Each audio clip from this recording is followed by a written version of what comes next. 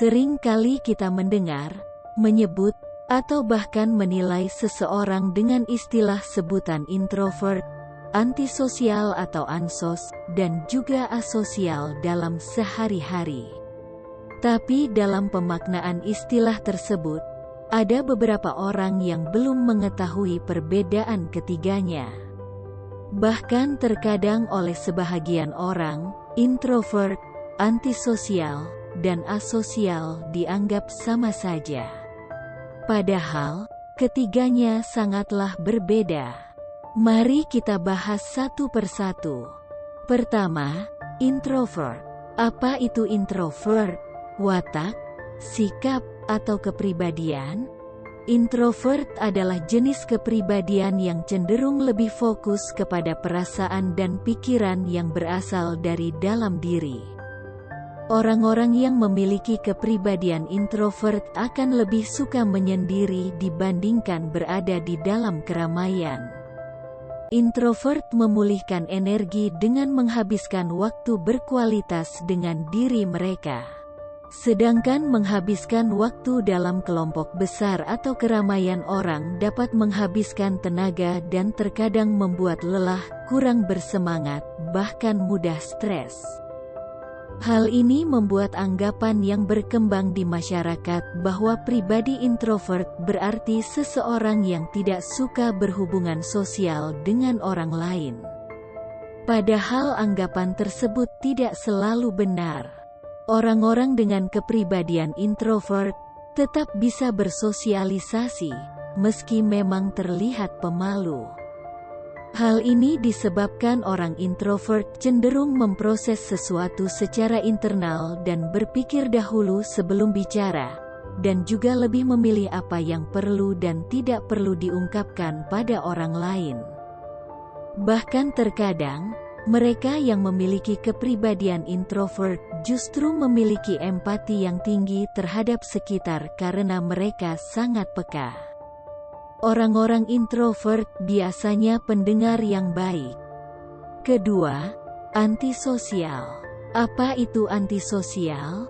Antisosial merupakan sebuah gangguan kepribadian di mana terjadi penyimpangan perilaku dari norma-norma yang terus dilakukan dari waktu ke waktu. Antisosial ini gangguan kepribadian yang mengarah kepada perbuatan yang berpotensi membahayakan diri sendiri dan juga orang lain.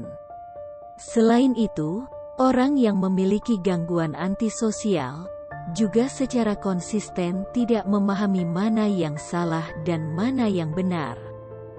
Mereka sering mengabaikan dan melanggar hak orang lain, tidak memiliki empati atau rasa kasihan pada orang lain, arogan, merasa lebih hebat dari orang lain atau superior, keras kepala, terlibat masalah hukum, impulsif, manipulatif, tidak bisa berkomitmen, melakukan kekerasan, bermusuhan, mudah tersinggung, tidak bertanggung jawab, dan tidak merasa menyesal telah menyakiti orang lain. Intinya, orang dengan gangguan antisosial ini sering mengabaikan dan melanggar hak orang lain. Itulah mengapa pelaku antisosial juga disebut sebagai sosiopati. Ketiga, asosial. Asosial sendiri bersinonim dengan makna non-sosial, tidak sosial, dan ketidaktertarikan sosial. Lebih jelasnya, asosial adalah disfungsi kepribadian yang ditandai dengan menarik diri dan menghindar secara sukarela terhadap interaksi sosial apapun. Asosial biasanya terlihat dari sikap pelaku yang tidak memedulikan kepentingan umum yang terjadi, atau kurang termotivasi untuk berinteraksi dengan individu atau kelompok lain. Orang yang asosial memilih untuk tidak terlibat interaksi sosial karena merasa tidak tertarik dengan kelompok sosial. Mereka kurang memiliki kepekaan sosial, bertingkah laku sesuai kehendaknya sendiri, mementingkan diri sendiri dan terkadang hal tersebut bisa menyebabkan masalah dalam bersosialisasi.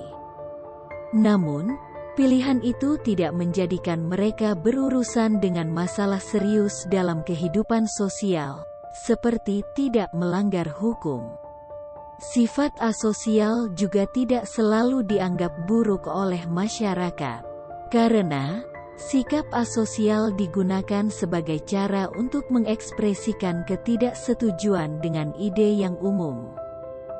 Untuk lebih mudah memahaminya, mari kita simpulkan perbedaan ketiganya. Pertama, introvert, kepribadian yang suka menyendiri, tetapi tidak merugikan diri sendiri maupun orang lain. Introvert tidak perlu dirubah, karena merupakan kepribadian yang positif. Kedua, ansos, berupa gangguan kepribadian yang menyimpang, dapat membahayakan diri sendiri dan juga orang lain. Ansos harus diperbaiki dan dirubah, karena menyimpang dan sering melanggar hukum. Ketiga, asosial, disfungsi kepribadian yang membuat seseorang menarik diri dan tidak terlibat hubungan sosial dengan orang lain. Asosial harus diperbaiki dan dirubah, karena juga dapat merugikan diri sendiri dan orang lain, meskipun tidak melanggar hukum. Itulah perbedaan ketiganya. Jangan salah lagi ya. Jangan lupa subscribe, like, dan share.